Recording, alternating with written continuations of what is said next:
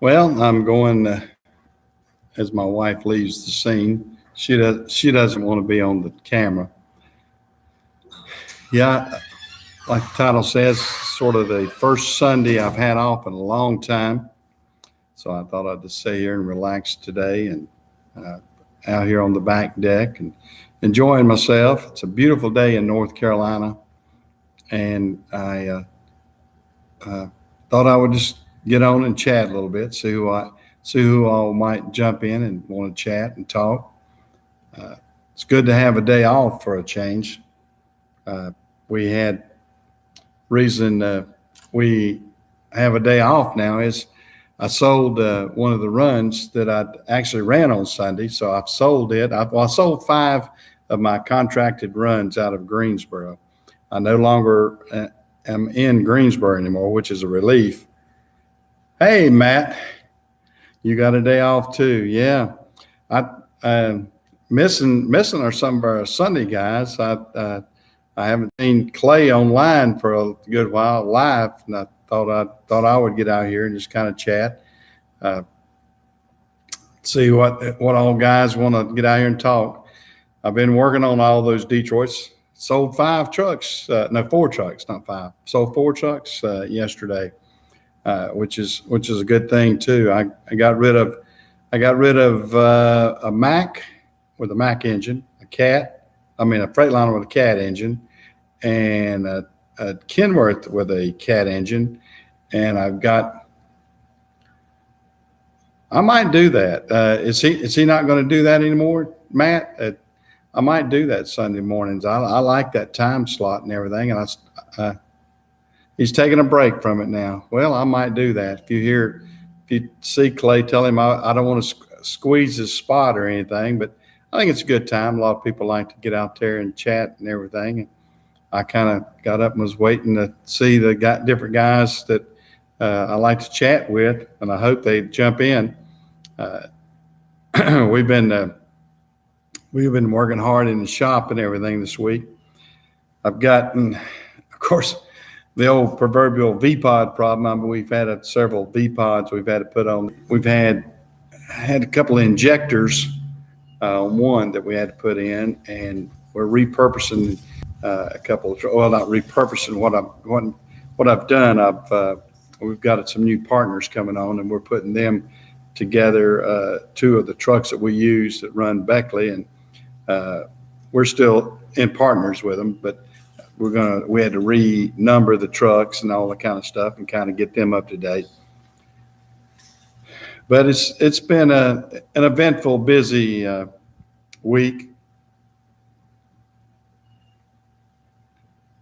Yeah. Okay. Well, if he's doing that, I would like to be able to get out and have time to edit and do a few things. I've recorded a few, but my schedule is the only time I really get to do anything is just like what I'm doing now, is just sit down and chat with people, and if they're interested, we'll talk, and if not, they won't. I've got a lot going on. We're going to be like I said, I sold those five contracted runs out of Greensboro, but at the same time, we're adding trucks in Savannah, Georgia, so it's a good thing for us. I'm going to take those trucks and just move them to Savannah, and get some capital out of those runs. I did fairly good with them. I can't complain. I did fairly good. And now that I've sold those five, I've been inundated with a ton of contractors that said, "Are you retiring? You getting out? You selling out? Would like to have some runs." I go, no, I'm not selling out. I'm kind of just rearranging some things. Yep, that's right. But that's what I'm trying to do. I'm trying to just rearrange some routes and trying to see what I can do. And plus, I've got my Napa store that, yeah, and that's what I'm trying to do. I'm trying to be a little more diverse with what I'm doing. And those of you that know about my Napa store, I've got it, and we're trying to. I was shooting for August 1st, but I've kind of shot that in the foot right quick. I'm not going to make August 1st. Well, howdy there, boy. Hey, Chris. I guess it's Chris. Yeah. you've been to Dodge. Now you're back home. Okay, well, good. I tell you what, Chris, you've gotten some. I get envious of your sales. You get some great deals on those sales you've been to. I really like those. I watch those, and I watched your Bobcat video. You doing the fence post. I hope that Bobcat keeps running because y'all about to make a submarine out of that sucker, I think. That's sort of like I have a hey Chris, yeah. They if y'all haven't seen Chris and Ricky's videos, they're fun to watch. Chris and Ricky really get into some stuff. Yeah, I bought me a new auger. Yeah, I bought. Well, there's his partner right there, isn't it? Yeah, but yeah, I bought a new auger, and it's got. I'm trying to think the name of it, but it's a real good stout one, and it'll do up to a 36-inch bit. And I bought. I found somebody had a 24-inch bit online, and I bought it at a steal. What I think I bought it at a real good price, and then but I looked at it when I got it. I said, "Dadgum, mine has got the." All right, see you in a few, Matt. But mine has got the hex adapter on the end of it. That's real good, and I needed some more with that. But the bit that I found was the 2-inch round, and so I had to buy an adapter. Well, daggum, I bought the adapter, and the adapter costs almost as much as the bit. But that's the way it goes. Sometimes you get some that will make it a good deal. But it's still a good deal because that 24-inch bit, I think, it's around $600 or $700 for just that bit. And I was able to, I got a couple $100 in this bit now, not too awfully bad. You got around. We built. Oh, you built your own adapters? Yeah. Now that's the online. And I think I may order me some if I get any more bits, but I end up paying way too much. But I wanted to go ahead and finish this one up. And even the adapter, when I got it, the shaft was too long, and I took it down to a friend, and we cut the end of the shaft, and then we were able to get one bolt through it. It was a 2-bolt system. Was able to get one through, and another one we just did a filler, and we welded the heck out of it and did a good job. It's on there real good now, so I feel comfortable with it. But next time I'll probably try to just buy some of those online and save probably about half as much, because I paid like $130. They wanted way up there for it. Hey, Steve, glad to see you in here. Yeah, let me just I'm gonna put you on here as a moderator too, Steve, if you don't mind. That way I like. Let's see, I'll add you as a moderator there. Now I'll see you quicker, and I appreciate you coming on. Yeah, I usually chat about my trucking business, and I chat about tools and everything else, and the other people on the channel like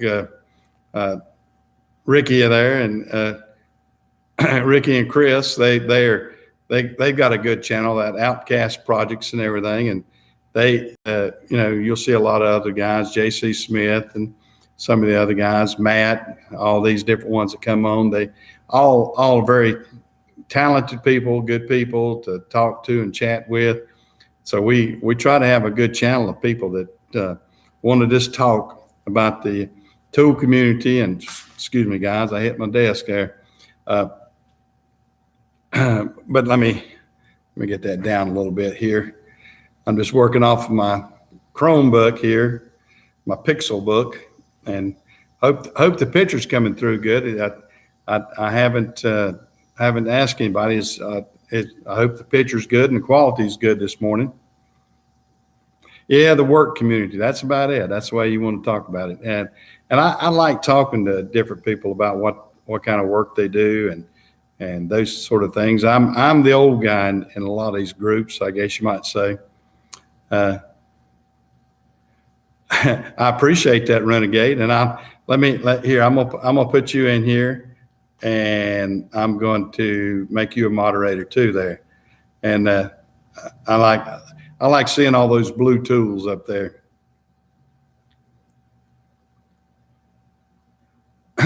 Okay, great. Yeah. I like using I think I've solved I think what I did what I did on the iMac, is I bought it, online.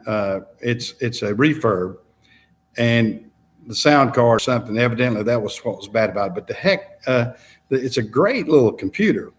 So I finally just put a Bluetooth speaker on it, and the Bluetooth speaker seems to be fine. Now I can just go through with the Bluetooth instead of the plug. So evidently there's probably something with a solder or something on that sound card or on that logic board. And as long as the rest of the computer does fine, I'm not going to worry about that. Now, if the logic board goes completely out, I've kind of got a bad investment. But hopefully it won't, because it's got 256 SSD on it, and it's got the i7 processor. And when you look about computers and everything, and that's about as far as the computer world is going, was some of these i7s. I got the i9s out now, but they're talking about how much problem they're heating up and everything. So an i7 is a real good processor. And if you got 16 gig of RAM on it, and that, it'll do good. I've got another i5 with 32 gig of RAM on another iMac. And then when I do a lot of this, I'm using a Pixelbook. I'm computer poor. I've got tons of computers around. I used to build computers years ago. My son and I. He's an electrical engineer, and he is really good with computers and everything else. He and I used to build them and sell them at Hamfest, and just sell them in general to businesses around town back when everybody was building their own PCs. And now it's to the point, it's really not worth it unless you're trying to build a very specialized PC to even build one. So I like getting these sort of refurbished ones that are probably initially really expensive, like the iMacs, and then beef them up a little bit. So I've done that and those sort of things. And then, the programming and everything's pretty well all intact in that. I mean, you got just about everything you need. And that's the same thing with these Chromebooks, or Pixel. This is a Pixelbook. This is the Google Pixelbook that I'm using right now. It's a real good laptop for me. It's got a lot of memory, and I think it's got an i5 or an i7 processor too. Yeah. Well, Chris, I've always been fortunate. My son and I got him involved with computers when he was young. And of course, now I talk about my son. My son's 45. My son's an electrical engineer, been an electrical engineer since 95. And so he's real smart. He graduated NC State with computer engineering, electrical engineering. And well, I'm a high-tech redneck. That's what I am. I love technology. But my son and I, we over the years, we've always been involved with things like that. But my core business is my trucking business. That's what's made me a living. I guess you get into a situation where you've got to have a core work ethic to really, that's what is going to make you a living. Do something you like, and which I like the trucking business, and it's been good to me. Well, I tell you what, the video part, see, that's something I used to do a lot of stuff like that. I used to do some videos and recording and photography, and I was really big into that. And in the past few years, I guess I got lazy on some of that because it's so easy. You can pick up an iPhone, you can shoot video, you can shoot,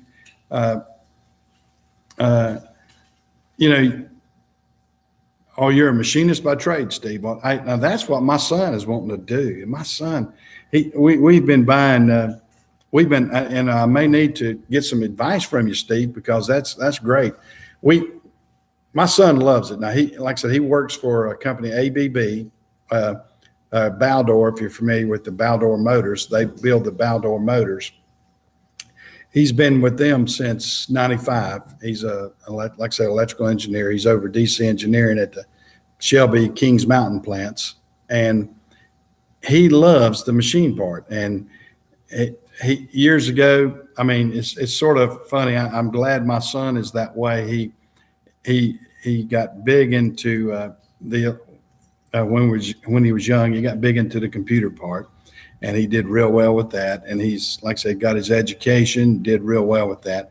And then when he got out, he wanted to learn more about carpentry. So I helped him, guide him toward the right tools and everything with carpentry. I like carpentry, and we do that. And then after working at Reliance and seeing all those big motors being built and everything else, I think he's enamored with the machinist and all the work that they can put out and everything they do. And he's got him a little machine shop stuff. And we have actually, for our shop, because of all the fact that we like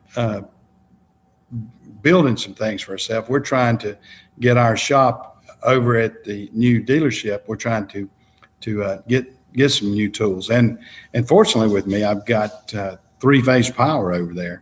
We got a big 3-phase compressor. We got a big 3-phase compressor over there, and some of the doors run off 3-phase. It's really neat, and we're wanting to put some good 3-phase equipment over there because I can pick up the 3-phase fairly cheap sometime. Oh wow! I need an ASE certified mechanic. Come on back. Come on over here to North Carolina. And a Class A and CDLs. I need everything. Renegade, you got to come work for me. You got exactly what I need. I need an ASE certified mechanic, and I always need drivers. I would love, come on to North Carolina and I'll give you a job today. I can tell you that. I could put you to work immediately because well, I tell you what, I love Steve, we like a little bit of a mixture. CNCs would be great too. Because Steve's got a good background, my son, Steve, he's got a good background in, like I say, computer engineering, and he's very knowledgeable on that, and CNCs would be fine too. But I think he wants to learn to do it manually too. And I bought last year, and I haven't even put it together yet.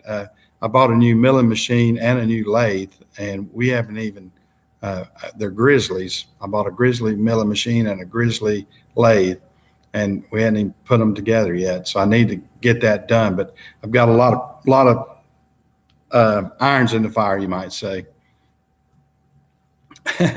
Yeah, I'll tell you what, Renegade. Yeah, if you wanted to come to North Carolina, I could definitely. Now we pull doubles with our CDLs and everything. Of course, I got a contract with Amazon too, but yeah, we stay busy. We have a busy business, and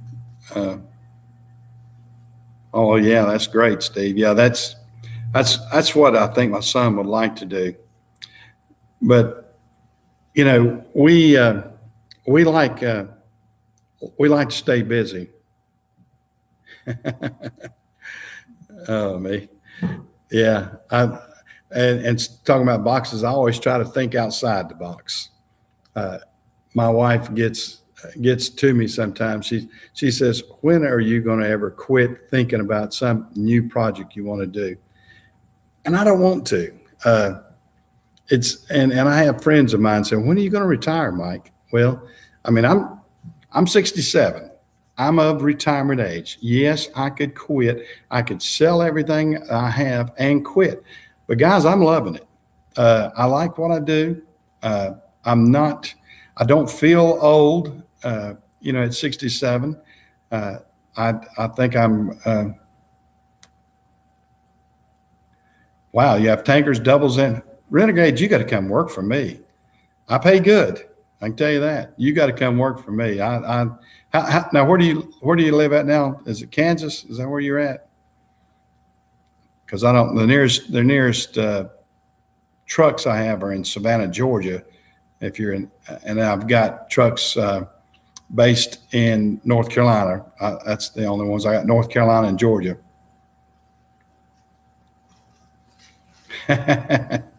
Yeah. Oh, you're in Jacksonville, Florida, are you, Renegade? Okay, cool. Well, you're not too far from us. We actually run into Jacksonville out of our Savannah terminal. Yeah, maybe I ought to get you a job up in Savannah. You're not too far from Savannah. You're not, but gosh, you're not. But what, 200 miles away from Savannah, something like that. But we enjoy what we're doing. We enjoy staying busy, and I guess I took the philosophy. My dad always worked hard. My dad was a driver for Carolina freight carriers for 38 years, and he worked as hard as he could, and he always bought some equipment and had some stuff. We had a family farm. All of us boys worked on it, and the only bad thing was Dad. He kept striving for that goal. So when he could retire, so when he could work with his own equipment and do that full time and enjoy himself. And he didn't live long enough to do that. He died at 65. He retired and sort of, I don't know, it went downhill after he retired. And I guess that's what scares me in one way. I don't ever want to have a mindset. I'm in, you was brought up in upstate South Carolina. Okay. And now you're in, which part of Tennessee? See, my mother's from Tennessee. Okay. I'm in Cherryville, North Carolina. That is in Gaston County. And I'm in the Piedmont section. I kid people. They ask me where I'm from. They hear my old Southern accent. I said, well, I'm from a little town between Dallas and Waco. And they say, oh, you're from Texas. I go, no. I said, Texas got those towns too. Because if you look on the map, I actually live in a little town, Cherryville. It's in between Dallas, North Carolina and Waco, North Carolina. That's the two towns that border Cherryville. And it's sort of funny. And, and me with my Southern accent anyway, and a lot of people think, well, hey, are you from Texas? When I was in Salt Lake City one time, and that's what, well, I'm not far from Denver, North Carolina either. Denver, North Carolina is only about probably 15, 16 miles away. Yeah, you got to make time to enjoy things. That's for sure. You're 50 miles south of Nashville. I know where Lewisburg is. Yeah, I've been through there. I know where Lewisburg is. Now you're getting over there close to Matt. Matt's over there in the Memphis area. But hey, Walter. You got an 89-year-old grandmother that gets around very well. And that's what my mother-in-law is that way. Now, unfortunately, she's 89. She would love to, but her mind is great. And I think, that's what a person's got to do. I don't think you want to be involved with different things and enjoy the things you're involved with and take on a very positive attitude with everything. And that's what I strive to do. That's what I try to do. I know they say, and I think it holds true. If you do something that you love to do, you don't feel like you're ever really working. And that's what I try to do. I love what I'm doing. I've got our business in a good position. And that's right. Yeah. And that's what I want to do. I guess I'm never, ever going to totally retire. I may phase down. I may try to delegate some more work to here, work there, and different things like that, because that is that's what's nice. I mean, it's been able to do the things you want to do and buy the products you want to buy, stay busy and involved. I mean, sometimes I like having the ability to buy junk if I want to. If I want to go out and buy an old piece of equipment that nobody would even care about, but I can do it and do something with it. I mean, hey, I have fun with it. My wife doesn't all the time. Now yep, and you like doing it yourself. I mean, that's why I say, Rick, y'all guys, Chris and Rick, I love watching their stuff. They're young, they're energetic, and my dogs are barking at something. Well, and that's what you want to do. And Matt, you're a perfect example. I mean, you've got talent. You're doing things that you know how to do. And, one day you may have your own shop doing that. You may have your own service truck doing that. You may get to the point where, you want to do it just your way. And my nephew has a service. He does a service center and everything for major trucks. And he's got about 50 mechanics working for him now. He's in about 5 locations, and they do things through FleetNet, which is an online service that actually is right here in this little town of Cherryville, and they do it nationwide. And he gets calls all the time, and they're going out and doing service calls. He's getting rich off of it. I'll tell you that. He's making real good money. He keeps it busy. He keeps it rolling. He's got 3 big wreckers, and he's on Interstate 85. So he's on one of the interstates, and then he has another one up on I-40, and then he has one in Florence, South Carolina, and he has one down in Rock Hill, South Carolina. So he stays busy. Oh yeah, I've been to the Jockey Lot in Anderson. That's some more flea market. Haven't been there in years. Yeah.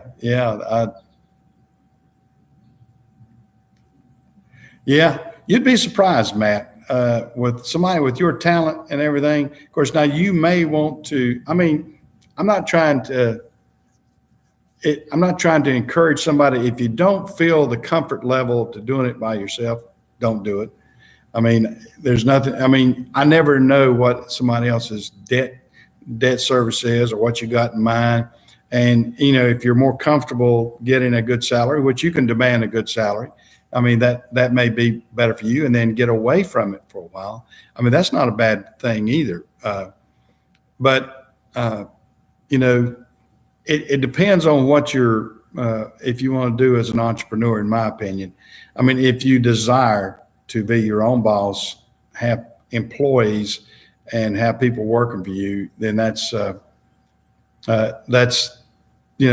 can be a good thing. It can be a nightmare for some people too. I mean, I've seen guys even as contractors with our FedEx that they get in, and some of them. I know one of the boys that actually works for me, and I bought out his contract. He started about the same time I did, and I started growing our business. We started getting up, 2, 3, 4, 5, 6 trucks, whatever. He started getting a couple of trucks, and he didn't like it. He didn't like having an employee. He didn't mind driving, but he didn't want an employee, and he didn't want the maintenance on more than one truck. So that you've got to be able to. And Matt, that's what I'm saying. You may want to get a service truck. Get you one with a crane.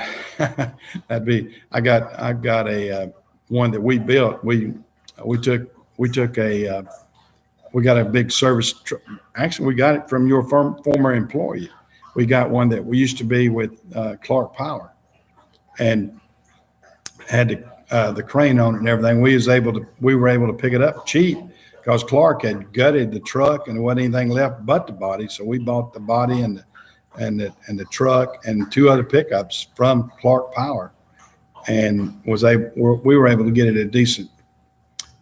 We were able to get it at a decent deal. And I think that body on that thing, I think Jason had said that I think Clark Power originally had paid $45,000 for that, just that body with the crane. And we were able to pick it up at a steal. You know, we were able to get it at a low bid, and we got it, and then we took it and put it on a Sterling truck that we had, and did real well with it. And we got it looking good. I think I may have shown it in one of the earlier videos. Yeah, and that's a good idea, Chris. I mean, and you need to, or a Ram 550 would be a good one. 11-foot bed with a 6,000 pound crane. Yeah, that would be a good one. Yeah, get one with a Cummins engine in it. That'd be that'd be a little strong truck there if you had that. I've got a Ram 3500 dually, and it's stout. But yeah, those 550s would be pretty good.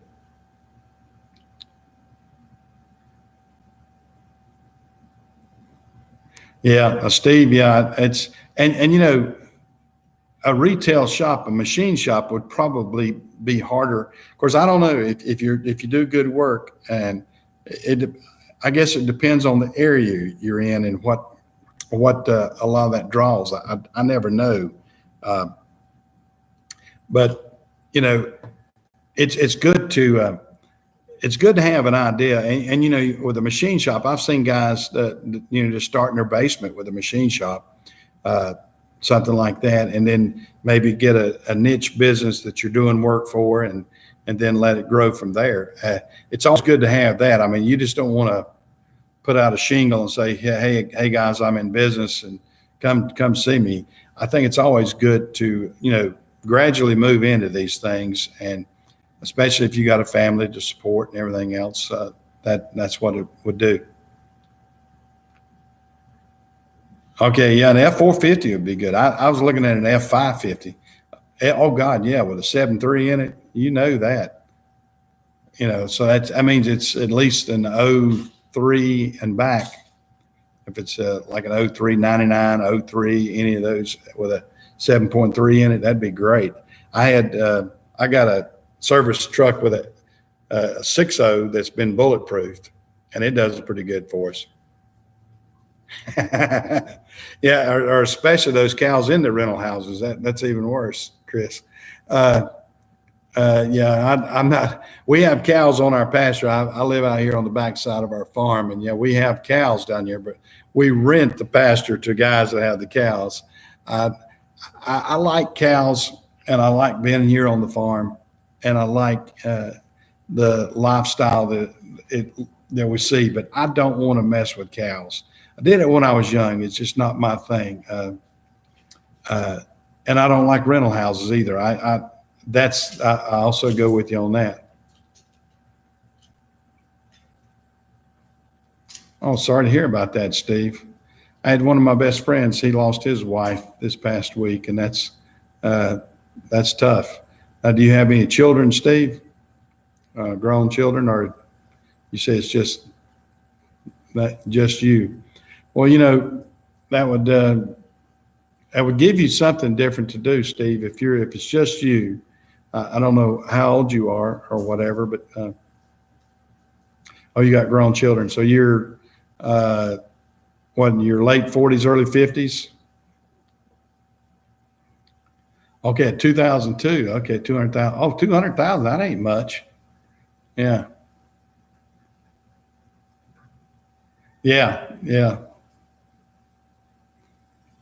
Oh, you're 55, are you, Steve? Well, yeah, you're still young. And you can.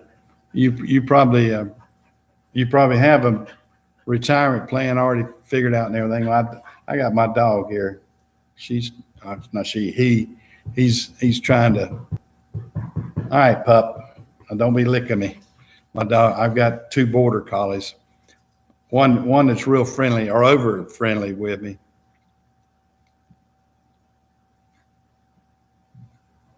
Yeah. And into tool.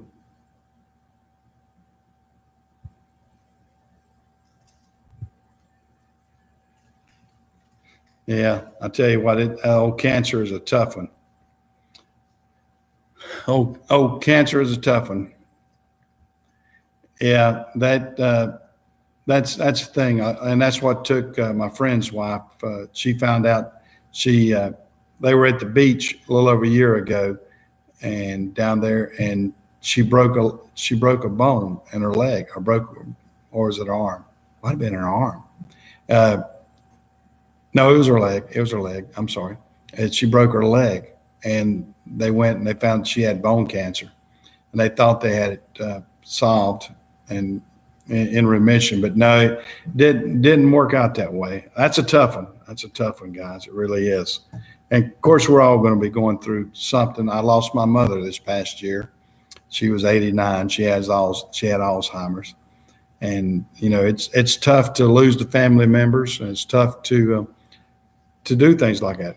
But to be back on the positive end of things, I try to look at things positive. I mean, you got to get up every day and feel happy about what you've got, not what you've lost, not what you could have had, but what you have. And I try to look at it that way. I mean, I have a lot of employees. I've got about 45, 50 employees. I have to sit down and think. I mean, I have, and I tell all my guys. I said, guys, try to be positive. But let me explain to you. I'm not going to be a person to hear all of your drama. I mean, I have guys that say, "Well, I've got a lot going on in my life." Great. I mean, well, I'm sorry on some cases, but live your life to the fullest. But I primarily want you to be an employee, not. I don't want to be.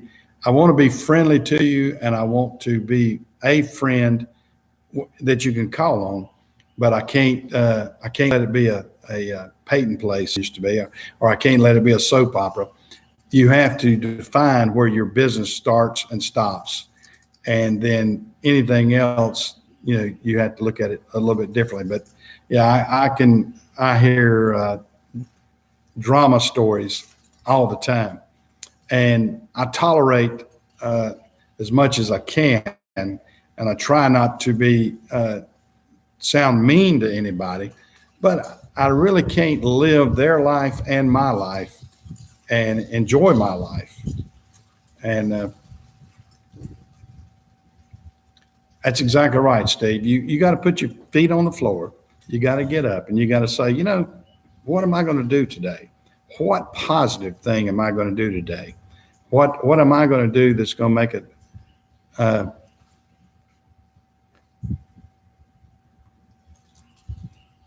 Okay, I was reading Walter's comment there. Yeah, I'm trying to, I'm not the fastest speed reader, so if you see me kind of getting away, I like to read the comments and go along with that. It's exactly right, and like I said, I had a school teacher. I mean, of course, I don't know who had the original quote, but I remember him telling me for the first time, and I always thought it was a good quote, that you've got to live your life. In other words, you got to work. Now, let me rephrase it here.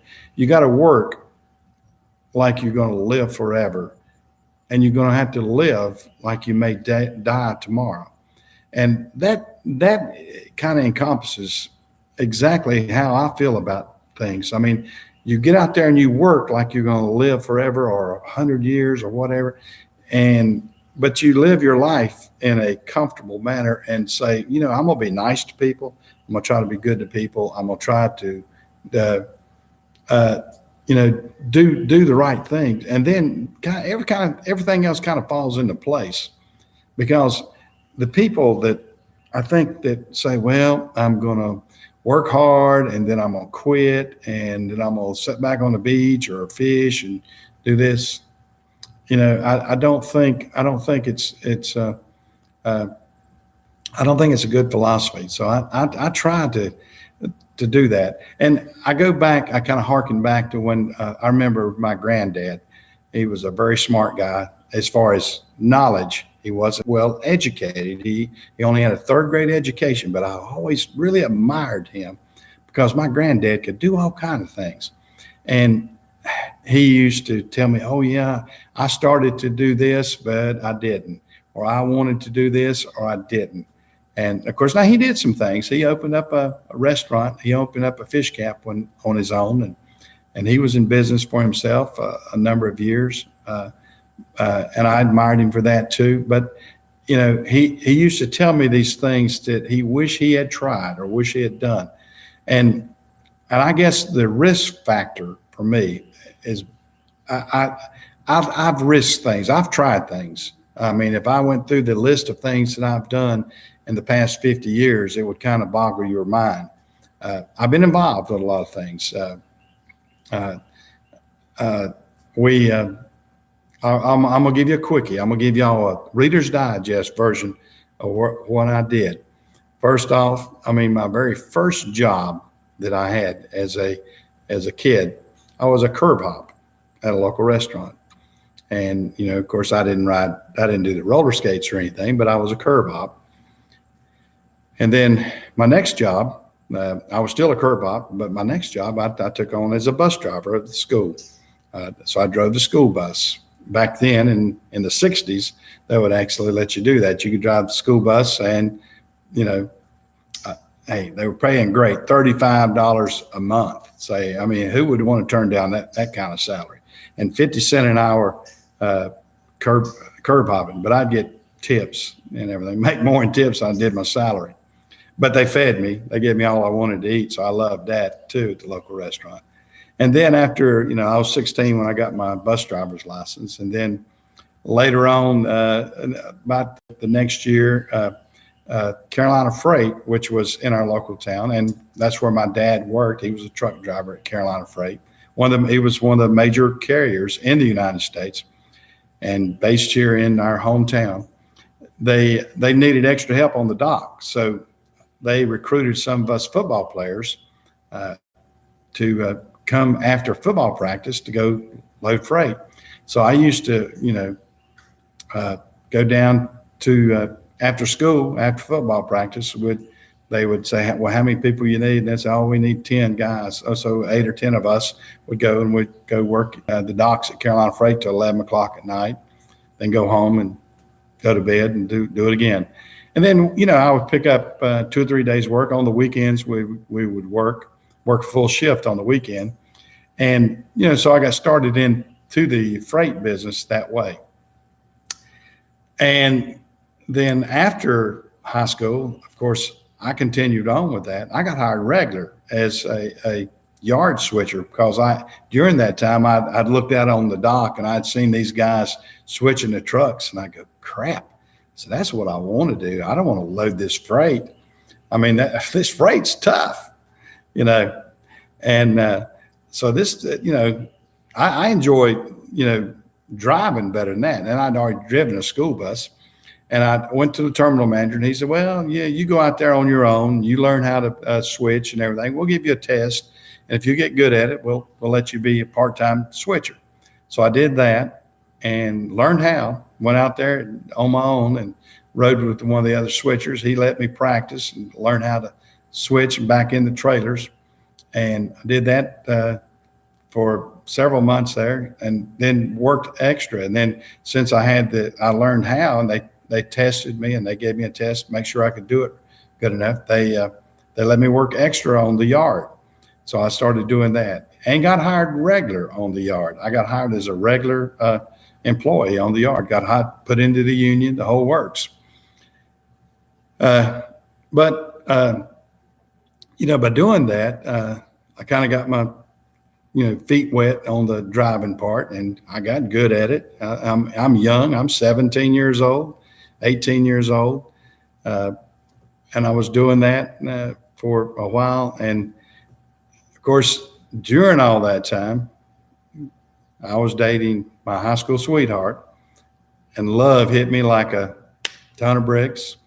and she and I got married. She had gone off to college. She went off to NC State, and boy, I was heartbroken. I couldn't stand that. So I mean, she was 3-4 hours away, and it was terrible for me. I mean, I was love struck and had to be with her. So that's where that started. Of course, that started me. That started my family. You know, I worked at Carolina Freight a number of years, and actually I worked there almost 10 years. And I got the bug of doing some other things too. I was doing this, never happy, I guess, to be exactly at one level. And I had a good job. I was like I said, I was had a regular shift and everything, was switching. And when I turned 21, I got my chauffeur's license. It wasn't even Class A or anything then. Got my chauffeur's license, and I started driving local runs with them too. So I started as a local driver, and they worked me through the system. So I never had to go to truck driving school. They knew I had the experience as a yard switcher, so they knew I could manipulate trailers in and out. And I was moving, 100 trailers a night with the switcher and everything.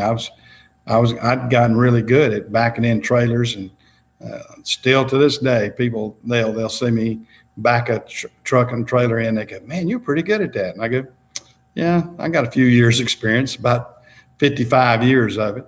So yeah, I'm pretty good at if you have to put something in a tight spot, I know how to do it. And all those years as a yard switcher gave me that. But then after that, things evolved, and I wasn't ever satisfied, like I said. So I got to doing tinkering with some other things, and our local radio station up here, I got to mess around with them, and I got friends. I was friends with one of the DJs on this little small AM radio station, and they said, "Hey, how'd you like to get your license and fill in, and do all this sort of stuff?" So what I do, I got and back then you had to get a license. You had to actually go to Atlanta and take a test, or wherever the case may be. But I had to go to Atlanta and got my license to be a DJ on the air. And so I did that, and kind of did that on the side, along with still working at Carolina Freight, still have my family, enjoying that, and just going on and on with that. But yeah, I tell you what, if you're talking about me being well-rounded, I'm well-rounded. I'm about 40 in the waist. So I'm well-rounded. 5'10", 40 in the waist, weighs about 225 pounds.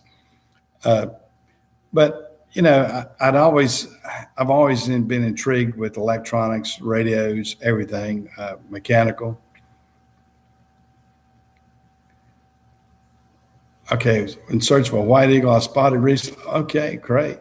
Well, Steve, it's been nice having you in here, and I enjoy talking to all you guys out here. And I hope I don't run on too much about me.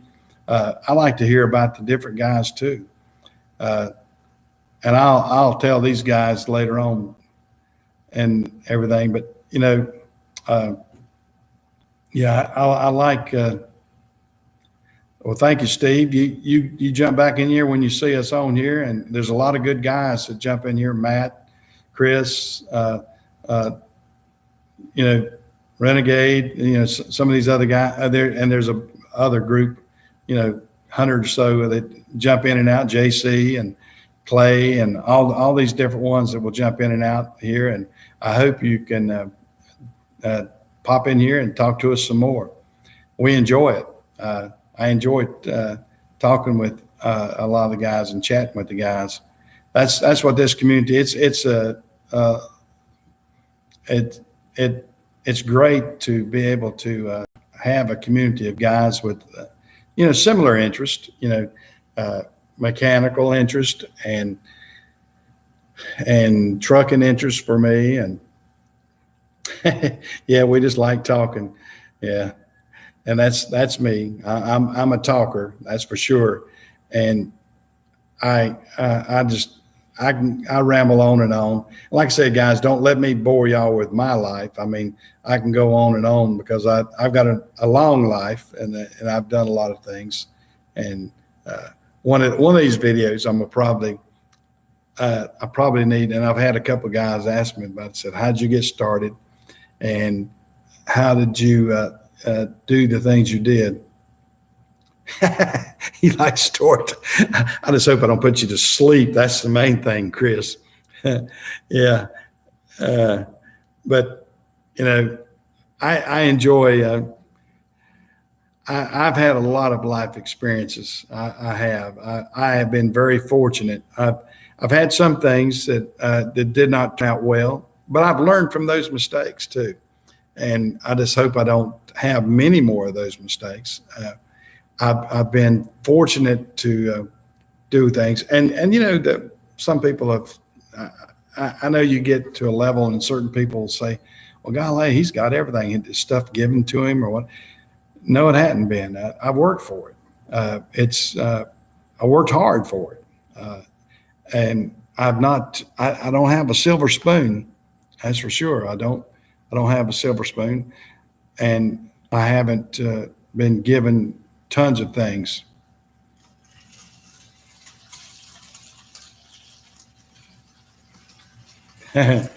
Yeah, well, yeah, I don't I don't know if anybody would want to read my autobiography. I've done a lot of things, and they would probably go, "Man, this guy's a nut. Why did he try this, or why did he do that?"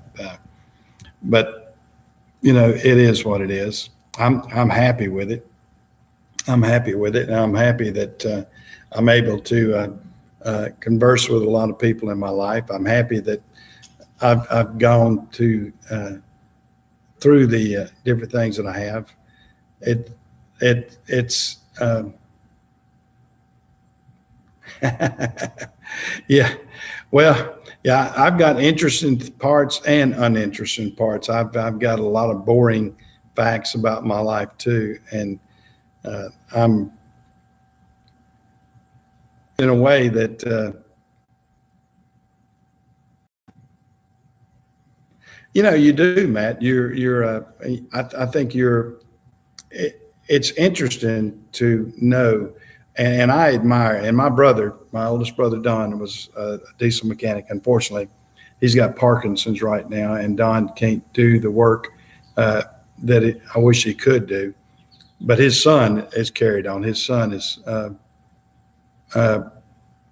his son has carried on with the business and has done real well with it.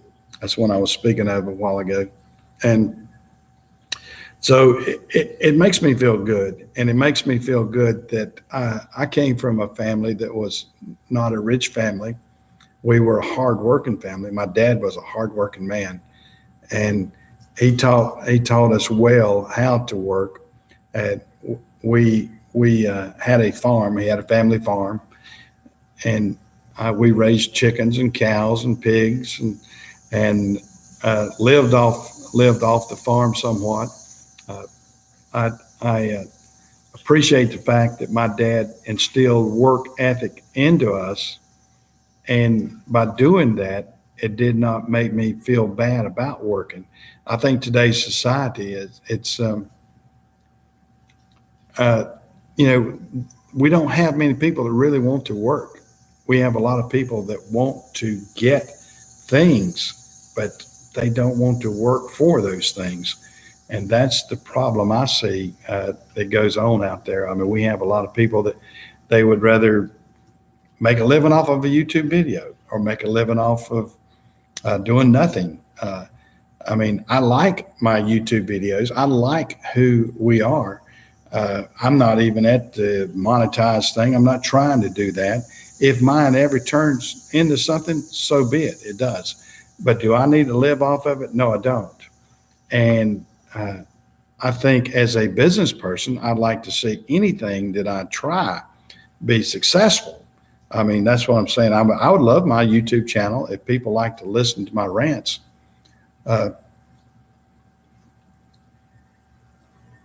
Yeah, you need to put some up, Matt. You need to put some how-to videos up about working on the trucks and everything. I think, of course, some of yours are up there. You working with Clay, and I think an in-depth video of what you're doing when you're running an overhead, or when you're if you're overhauling a diesel or anything like that, Matt. Any of that I think would be very informative, because yeah, I think that you would have the knowledge to actually show some people some good things and life experiences. I mean, that's like myself, and I feel like putting up some life experiences and some things to do with trucks that I have to do on a daily basis, because yeah, yeah, that's right. Yeah, that's Matt. If you want to see Matt, look on Coons Trucking there, and he it shows him doing an overhead, and doing something else on the 60s, I think, and doing something on a M11 he had too, I think. But yeah, any of us out there that have something, I think that we can contribute, and that's what it's all about. I mean, I think it's just so fantastic that YouTube has given us a platform that we can converse right now. And I'm conversing with somebody from Kansas, Florida, Tennessee, Arkansas, on around that, JC, if JC ever jumps on, he's been Ohio. Then I know I've got some subscribers, out west and a few other places. And it's great. I think it's great that we've got this platform. Oh, okay. Well, I saw it. Yeah, I saw a lot of that at M11, and he was doing that. But I think it was great. Well, guys, I'll tell you what, I'm gonna get off because I'm old and I'm getting hoarse. Not a horse, but I'm getting hoarse talking here. So I got a little tea. I got a little bit of tea left here. Get a swig of that. But I think I'm gonna get off. I've been on here long enough. Don't want to crowd the channels. And y'all take care, and I'll catch y'all later. See you guys.